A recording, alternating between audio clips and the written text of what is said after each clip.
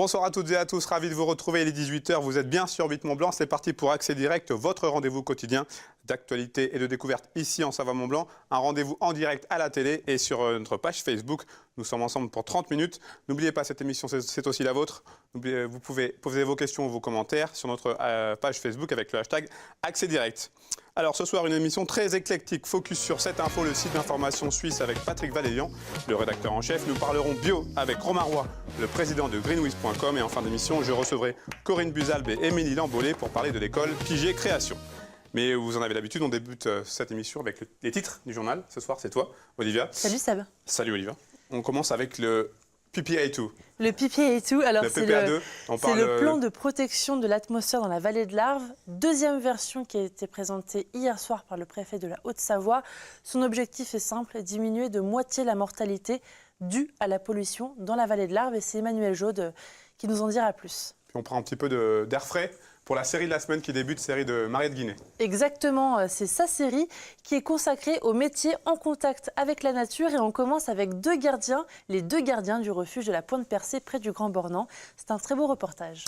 Allez, je te garde avec moi, on en profite puisque tu es là, on enchaîne avec la revue de presse. On débute avec une action coup de poing de Greenpeace. Exactement, Greenpeace a réalisé une opération de taille dans la nuit du 2 au 3 juillet. L'objectif, dénoncer les conditions de sécurité autour des sites nucléaires français. Et c'est à la centrale du Bugey dans l'Ain qu'ils ont décidé d'agir. Alors c'était un drone déguisé en Superman qui a survolé la centrale avant d'être projeté volontairement sur le bâtiment qui abrite la piscine d'entreposage du réacteur numéro 2. Tout ceci a été filmé par un deuxième drone. Et les membres de Greenpeace sont bien clairs, les images seront bientôt diffusées. Le crash n'a provoqué aucun dégât, C'était aussi le but de Greenpeace, de ne pas faire de dégâts ni de victimes évidemment. Mais cette affaire, elle intervient alors qu'un rapport d'enquête sur la sûreté nucléaire doit être remis au gouvernement le 4 juillet. Donc, affaire à suivre à ce niveau-là. Et puis une mesure qui fera peut-être polémique du côté de la Suisse. Certainement même, et du côté de la France. Avec cet article de Courrier International, depuis le 1er juillet, la Suisse a mis en place la préférence indigène. Alors selon le journal, c'est un coup dur pour les frontaliers qui passeront au second plan lors des entretiens d'embauche. Tout simplement, la Suisse privilégie les résidents du pays à celle des frontaliers, qu'ils soient français, italiens ou allemands. Exemple concret, les employeurs auront l'obligation d'annoncer les postes vacants aux offices régionaux de placement. Et pendant 5 jours, les résidents suisses seront les seuls à pouvoir consulter ces postes, ces postes vacants, ce qui leur laisse une légère longueur d'avance par rapport aux frontaliers. Et c'est le parti conservateur UDC qui a l'initiative de cette mesure. Il souhaite lutter contre l'immigration de masse, à savoir que ça représente quand même 32 000 personnes qui franchissent la frontière suisse chaque jour, qui sont évidemment attirés par le dynamisme suisse, le travail et la moyenne des salaires qui est plus élevée. Et puis on reste en Suisse avec toi Seb, mais on parle cette fois-ci du casse-tête des vacances. Oui, parce qu'en France, c'est assez simple. Pour les vacances d'été, généralement, tous les enfants des 3 zones différentes sont en vacances à peu près à la même période, début juillet, début septembre. En Suisse, c'est compliqué, c'est différent chez nos voisins. Puisqu'on rappelle, chaque canton dispose de pouvoirs importants, notamment l'organisation de la scolarité. Et on se rend compte que l'origine linguistique des cantons influe sur la durée des vacances. Prenez par exemple les petits Genevois du canton de Genève, qui sont en vacances depuis le 29 juin et qui reprendront le 26 août. Donc c'est un petit peu pareil comme chez nous, ça ressemble un petit peu au modèle français.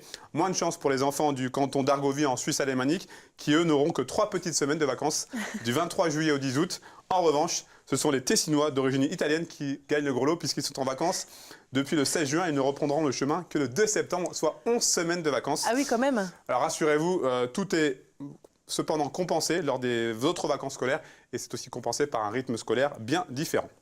Et puis cette fois-ci, on va sur le lac d'Annecy. Ouais, je vais vous proposer une vidéo très spectaculaire. Laurent Sublet a réalisé une prouesse sportive. Il a surfé la vague d'Annecy sur un foil en étant tracté par un kiter.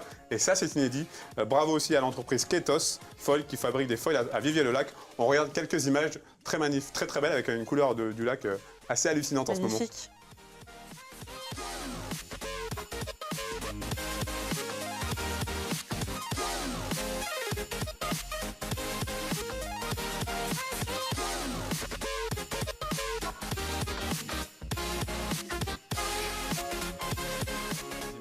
Magnifique. Merci Olivia. Merci Seb. À tout à l'heure pour tout à l'heure. petite édition, on est encore dans les temps pour le rappel des Tout à titres. fait. Allez, on passe à notre invité du jour.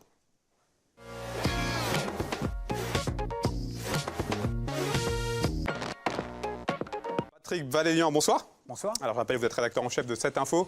Déjà une première info, on vient de regarder la fin du match Suède-Suisse, défaite de la Nati, élimination en huitième de finale. Votre réaction? Très déçu, très déçu. Je pense que la Suisse avait le potentiel d'aller beaucoup plus loin. Mais enfin bon, il faut jouer au foot pour gagner un match. Et là vous avez le sentiment qu'ils n'ont pas joué? C'est un peu mitigé, disons. Les Suédois n'étaient pas vraiment très bons, les Suisses encore moins. Finalement, c'est moins pire qu'à gagner. Une grosse déception. Oui, c'est une grosse déception parce que je pense que les Suisses ont un potentiel intéressant. Puis j'aime bien aussi cette équipe de Suisse qui a l'image de la Suisse d'aujourd'hui, qui est très mixte. Les joueurs jouent à l'étranger et multiculturel. Et je pense que c'est intéressant aussi, après justement l'information que vous avez donnée sur la préférence nationale. Justement, je voulais avoir votre avis. Par rapport à l'info qu'a donnée Olivia, cette préférence nationale, ça va forcément faire polémique? Ça va faire polémique. Ce n'est pas la première fois qu'on discute de ces questions-là et qu'on a des problèmes avec, disons, notre droite. Vous parlez de droite conservateur, moi je dirais plutôt une droite nationaliste, voire d'extrême droite. Soyons clairs, l'UDC est un parti quand même qui a tout du FN dans son ADN. Et c'est vrai que ça pose problème dans un pays qui est connecté au monde et qui ne peut pas se permettre, en fin de compte, de ne pas vivre avec le reste de la planète. Je veux dire, nos industries, notre économie est liée à l'étranger et on fait une grande partie de notre richesse, finalement, grâce à l'étranger. Donc, à un moment donné, il y a quelques décisions politiques que je trouve désagréables. Et justement, cette équipe suisse de foot est à l'image de ce pays aujourd'hui, totalement différente, finalement, de l'avis et de l'opinion que certains partis voudraient avoir de notre propre pays. Multiculturelles, différentes, connectées au monde. Et pour la petite histoire, tous les joueurs qui étaient sur le terrain jouent à l'étranger. Donc on a quand même assez malvenu maintenant, nous, de dire on ne veut plus d'étrangers, que les étrangers viennent travailler en Suisse. Je trouve ça un peu ridicule, personnellement. Alors, cette info, est-ce que je dis une bêtise si je dis qu'à cette info, vous avez pris le parti de traiter l'information autrement? Totalement. Vous ne dites pas de bêtises, c'est totalement ça. C'est totalement notre point de vue. C'est du slow journalisme. Notre idée, c'est de traiter l'information en profondeur, de prendre le temps, de vérifier l'information, d'aller chercher l'information sur le terrain. C'est plus le cas aujourd'hui? Dans l'information plus conventionnelle? Globalement, dans l'actualité, c'est très compliqué. Ça va très vite aujourd'hui. On n'a plus le temps? Souvent, les rédactions n'ont plus le temps. Parce que si vous voulez avoir le temps et les moyens de le faire, vous vous retrouvez avec des rédactions de 450 à 500 journalistes comme le New York Times. C'est des moyens totalement incroyables et intéressants. Mais le problème, c'est qu'aujourd'hui, la plupart des médias n'ont pas ce temps-là. Alors nous, on a pris le parti de dire stop. Face à l'infobésité, de dire on va chercher l'information, on va la recouper, on va la travailler. Et nos histoires nous prennent entre 12 et 14 mois de travail, de relecture, de correction, d'analyse, de mise en perspective aussi, pour livrer finalement une information qui est la plus propre possible et la plus correcte possible. Donc c'est un autre journalisme, c'est une autre dimension. C'est ça la marque de fabrique de cette info? Oui, c'est notre marque de fabrique. C'est ce slow journalisme sur lequel on travaille beaucoup. L'idée, c'est d'être capable de parler de n'importe quel sujet, mais de prendre vraiment le temps, en dehors de l'actualité, de prendre ces chemins de traverse et d'aller chercher finalement des informations qui sont la plupart du temps oubliées. Je vous donne un exemple, on a fait tout un dossier sur l'esclavage moderne. 50 millions d'humains vivent à l'état d'esclaves aujourd'hui encore, alors que l'esclavage est interdit au niveau international.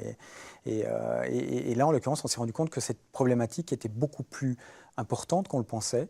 La même chose avec les lanceurs d'alerte, on avait fait un numéro spécial. Et là, maintenant, on sort un sujet sur la Suisse, ce paradis qui est un peu différent, qui est un peu décalé également, avec des sujets totalement différents et inédits, notamment une histoire de fromage des morts qui est juste très différente de ce qu'on peut voir habituellement, ou alors une histoire également sur un jeune gars qui va faire son cours de répétition à l'armée, qui passe 3 semaines à rien faire. Mais cette immersion est intéressante et passionnante à lire. Donc ça, c'est aussi notre fond de commerce, c'est le récit. C'est qu'on essaie de travailler le journalisme aussi, une espèce d'intersection entre la littérature et le journalisme.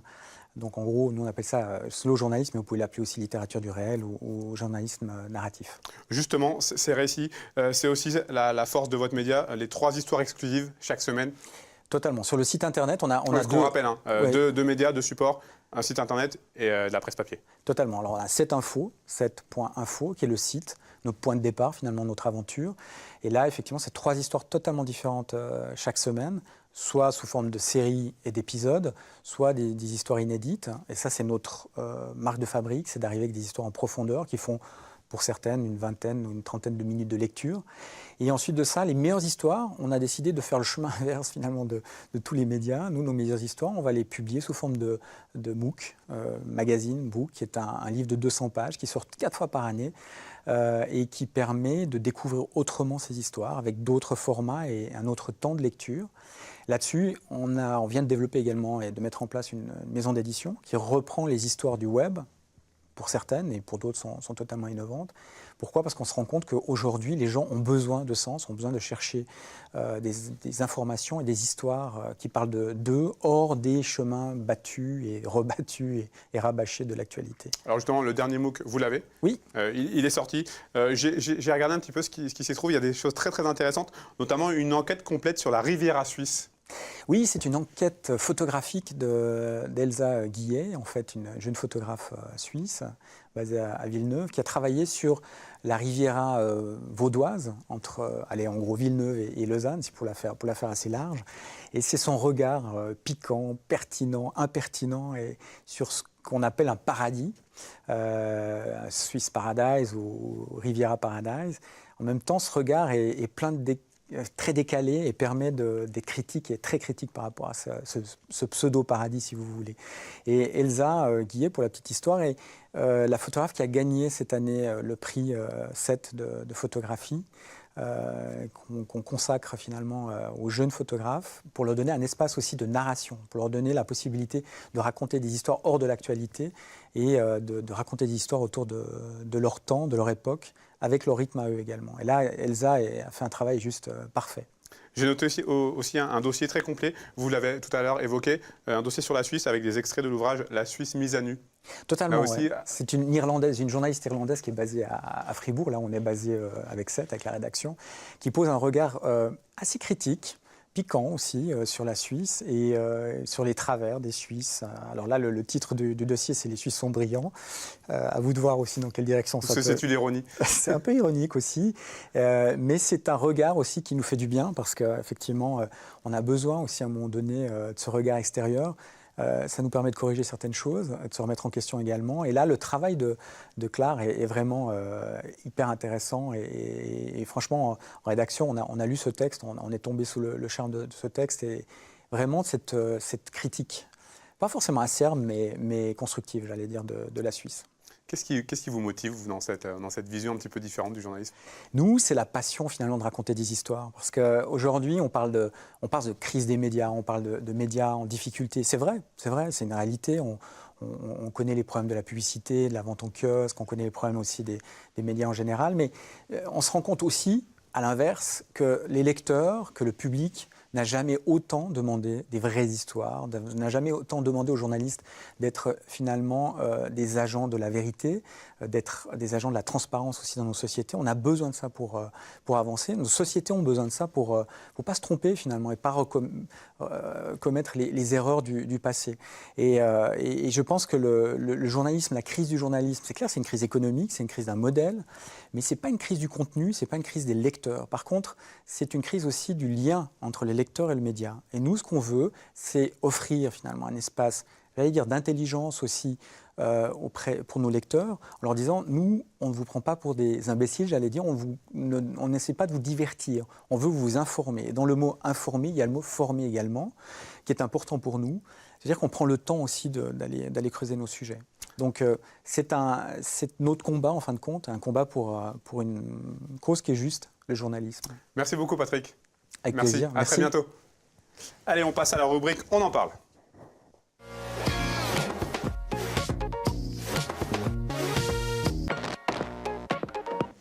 Je reçois Romain Roy. Romain Roy, bonsoir. Bonjour Sébastien. Alors, je pense que beaucoup de personnes qui nous regardent vous connaissent sans le savoir, puisque vous êtes le président de greenwiz.com, site numéro 1 dans la vente de produits bio. D'où elle vient, tout simplement, cette première question, d'où elle vient l'idée de créer ce site internet en 2008 ? Alors, effectivement, on fête nos 10 ans cette année, hein, c'est à noter. Est-ce que vous pouvez prendre le micro de secours qui est sous le... On a un petit souci de micro. Alors. Très bien. Vous m'entendez ? Ok. Donc, bon. effectivement, on fête nos 10 ans cette année, donc c'est notre anniversaire. Et l'idée nous est venue, à l'origine, pour être tout à fait exact, c'était pas de monter un site de produits bio, c'était de monter un site de produits écologiques. Donc, on a commencé avec plutôt une offre non alimentaire, où on vendait toutes sortes de petits panneaux solaires, de lampes à dynamo, bref, ce genre de gadgets un peu, mais qui avait quand même un sens pour nous en termes d'écologie. Et puis c'est sur nos clients en fait qui, au fur et à mesure, nous ont dit vous devriez vendre des produits bio. Il n'y a pas d'offre aujourd'hui sur Internet à proprement parler, et donc on s'est mis petit à petit à partir de 2013 à vendre des produits bio en ligne. Et pour devenir assez rapidement finalement le leader en Europe sur cette distribution en ligne de produits bio. Sincèrement, il y a 10 ans, est-ce que vous pensiez en être là en 2018 ?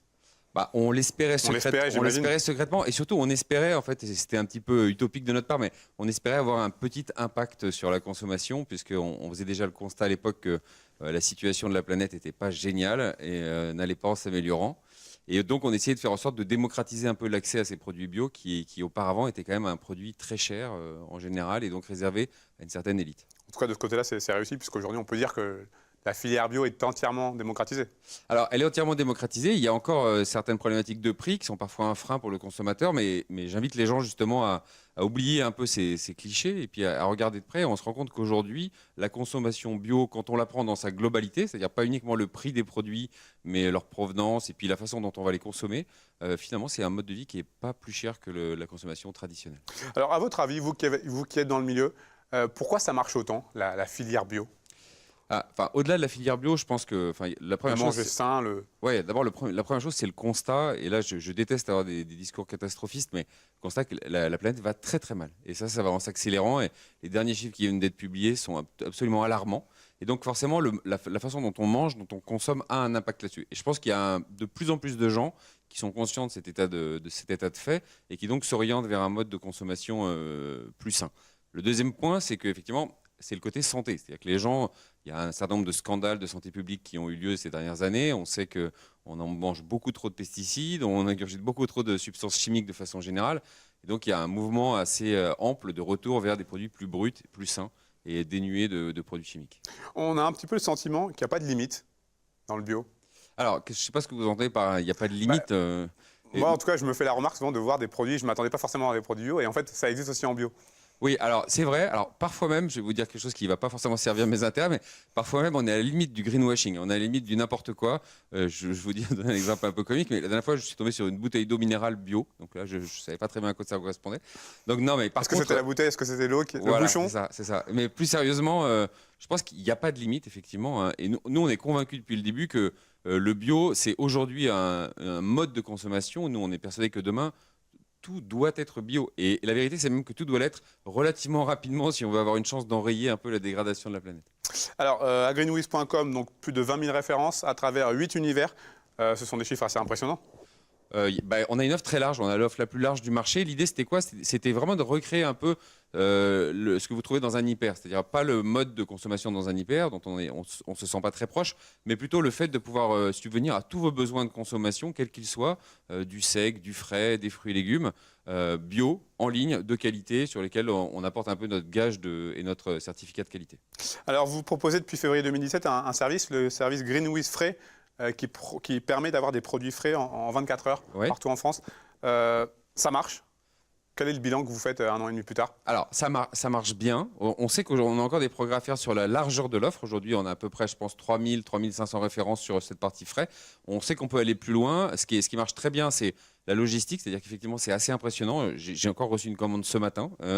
Et donc, quand vous passez commande, vous avez effectivement, dès le lendemain matin, vous recevez votre colis avec une chaîne du froid qui a été complètement respectée de bout en bout et avec une offre de frais conséquente, beaucoup plus large malgré tout que ce que vous pouvez trouver aujourd'hui en magasin. Alors, petit paradoxe, je ne sais pas si c'est un paradoxe, mais en tout cas, Greenwiz fait partie du groupe Carrefour depuis 2016, si je ne dis pas de bêtises. Oui. On va dire dans l'esprit général des gens, Carrefour, c'est plutôt la grande distribution. Greenwiz, comment on explique ce mariage de raison? Très bien. Alors, il y a plusieurs aspects. D'abord, effectivement, le bio, de façon générale, le secteur est séparé en deux. Vous avez ce qu'on appelle le bio de la grande distribution, avec des marques, des produits qui sont propres à la grande distribution, et le bio dit spécialisé. Vous allez retrouver dans toutes les enseignes de bio spécialisées qui sont connues. Nous, on se positionne clairement dans la distribution spécialisée. Donc déjà, si vous voulez, il n'y a pas d'intersection d'offres entre ce que vous pouvez trouver chez Carrefour et ce que vous pouvez trouver chez Greenwiz. Le deuxième aspect, un peu plus philosophique, c'est que effectivement, Carrefour a cette image de marque de grande distribution. Malgré tout, aujourd'hui, c'est l'enseigne qui vend le plus de bio en France, et ce depuis longtemps. C'est également l'enseigne qui a sorti les premiers produits bio il y a plus de 30 ans. Donc, vous voyez, c'est parfois des clichés nous, l'idée, c'était de se dire, je reviens toujours à cette notion d'avoir un impact. Si on veut aujourd'hui être capable d'avoir un impact, s'associer, se marier avec l'enseigne qui a potentiellement le plus d'impact sur la société de par sa taille et son volume, c'est le bon chemin. Dernière question, est-ce que la mise en place d'un ou plusieurs magasins physiques sur le bassin arnécien est quelque chose de prévu à plus ou moins long terme, ou pour l'instant vous restez dans ce système? Aujourd'hui, on reste dans ce système. Qui a fait ses preuves. Exactement, qui a fait ses preuves. On continue à se développer très fort sur la France. On continue également à se développer très fort dans d'autres pays européens. C'est là notre enjeu principal. Après, ce que nous réserve demain, bon, ça, on peut pas le dire, mais aujourd'hui, ça ne fait pas partie de nos plans. Merci beaucoup, Romain, d'être venu sur ce plateau. Merci à toi, Sébastien. Merci à vous. Bonne continuation pour GreenWiz. Allez, j'accueille à présent mes deux dernières invitées pour cette émission, Corinne Buzalbe et Émilie Lambolet. Je vous en prie. Installez-vous, bonjour. Bonsoir, installez-vous sur ce canapé. Alors, Corinne Buzalbe, vous êtes la responsable de l'école Pigier Création, une école de coiffure et d'esthétique. Et vous, Émilie Lambolet, vous êtes une étudiante? Oui. En cursus. Alors, on va commencer avec vous, Corinne, déjà. Question toute simple. Quelques mots sur l'historique de cette école, de cette structure. Donc, historiquement, la marque Pigier Création existe depuis plus de 30 ans. C'est une marque que nous commercialisons sur les deux Savoies. Décidément, on a un petit souci de micro de secours. Donc, c'est une marque que nous commercialisons sur les deux Savoies, sur les sites d'Albertville et d'Annecy. Donc, nous proposons des formations qui se déclinent du CAP jusqu'au Bac+3. Donc, ce sont des formations dédiées à l'univers de la beauté. Donc, des CAP, esthétique et coiffure, qui se font soit sur 1 an, dans le cadre d'une reconversion professionnelle, soit sur 2 ans, sortie de 3e. Pour prendre la suite, donc, nous avons un BP esthétique et coiffure qui, cette fois-ci, se fait en alternance, c'est-à-dire que les étudiantes sont 1 journée à l'école par semaine et le reste du temps en entreprise. À qui s'adresse Pigier Création? Alors, Pigier Création s'adresse à tout public. En fait, les étudiantes qui arrivent chez nous bénéficient d'un coaching personnalisé, c'est-à-dire qu'on va les recevoir en entretien et vérifier avec elles ou eux leur motivation. Parce que ce n'est pas uniquement Non, féminin. bien sûr. Nous ouvrons l'école aux garçons et nous avons d'ailleurs un garçon en esthétique sur Albertville pour la prochaine rentrée. Alors vous, Émilie, vous avez fait, donc, si je ne dis pas de bêtises, un CAP esthétique. Oui. Et qu'est-ce que ça vous a apporté tout au long de votre cursus? En fait, c'est surtout qu'en fait, c'était sur 1 année. Donc en fait, moi, c'est une reconversion professionnelle. J'ai aucun diplôme. L'année s'est très très bien passée et ça débouche sur un CAP et surtout sur un BP en alternance que je continuerai au sein de Pigier.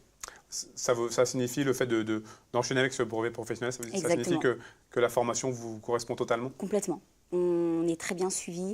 On participe à énormément en parallèle à des animations et on peut aussi passer des formations en complément du CAP. C'est le cas, j'ai passé formation d'épilation fil et de prothésiste ongulaire.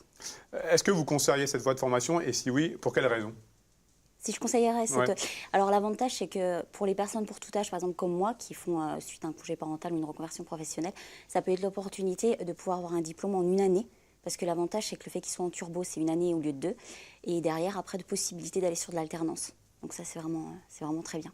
Corinne, vous l'avez évoqué tout à l'heure, comme beaucoup d'établissements à Pigier, il y a une immersion avec le monde professionnel. Aujourd'hui, c'est indispensable de pouvoir mener de front les études et un stage ou une immersion. Oui, d'ailleurs, c'est un atout de notre école, le fait que nous ayons ce partenariat avec les entreprises. Ça permet aux étudiantes, quand elles sortent de leur cursus, quel qu'il soit, de trouver facilement un travail. Pour vous, Émilie, l'importance de ces stages, justement, dans cette année, qu'est-ce que ça a pu vous apporter? Ça m'a pu me conforter dans mon choix, c'est-à-dire que je suis en institut ou en parfumerie. Et ça m'a permis aussi de rencontrer d'autres personnes. Et l'école m'a fait rencontrer donc, la personne qui me prend en BP, la structure. Donc en fait, ça ouvre beaucoup de portes. Ici, en Savoie-Mont-Blanc, c'est une région, des départements qui sont propices au domaine de la beauté? Oui, tout à fait, puisque nous avons quand même une région qui est axée sur le tourisme. Et dans le cadre de nos formations, on propose une certification soins corps, donc c'est-à-dire massage corporel. Donc toutes les stations de ski sont à la recherche de compétences dans ce domaine. Donc nos formations répondent très bien à ce besoin.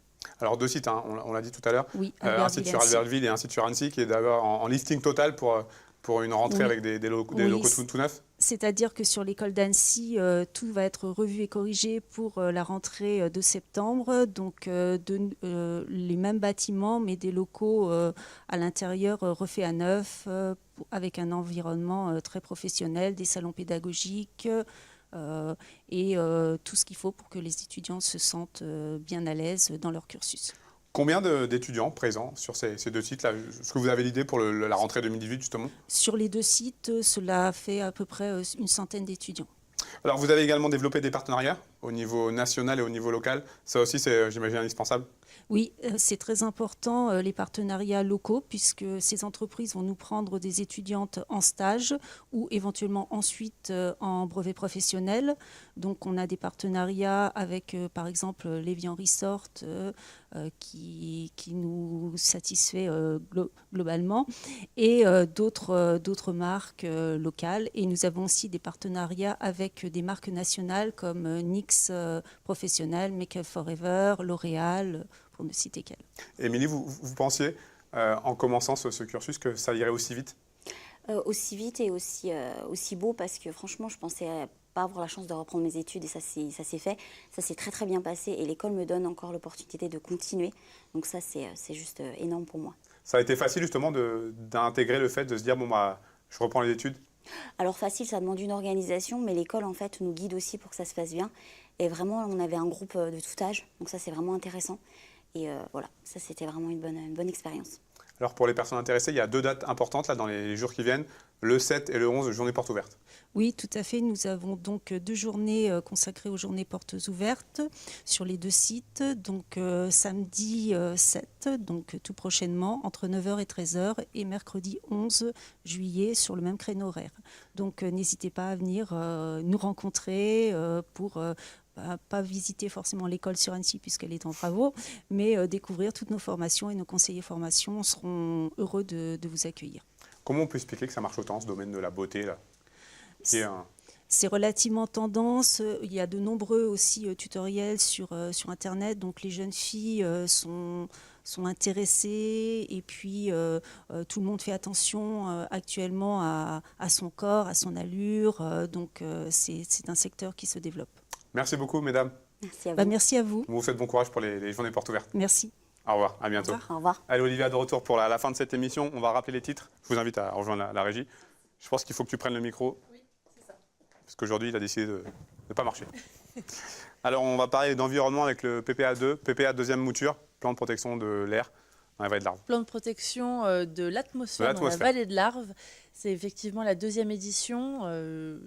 En fait, le préfet de la Haute-Savoie a annoncé hier les mesures qui restaient. Il y en a 53 qui sont renforcées et donc qui restent dans cette mesure. Donc Emmanuel Jaude nous en dira plus. Transition toute trouvée avec le deuxième sujet, le deuxième titre, de l'air pur du côté du Grand Bornand. Enfin de l'air pur, avec le quotidien de 2 gardiens de refuge, au refuge de la Pointe-Percée près du Grand Bornand. Et quand Mariette Guinet était sur place, en fait, il y avait l'héliportage des provisions. C'est un très beau reportage. Merci Olivia, on se retrouve dans quelques minutes pour le JT. C'est fini pour ce soir, j'espère que tout le programme vous a plu.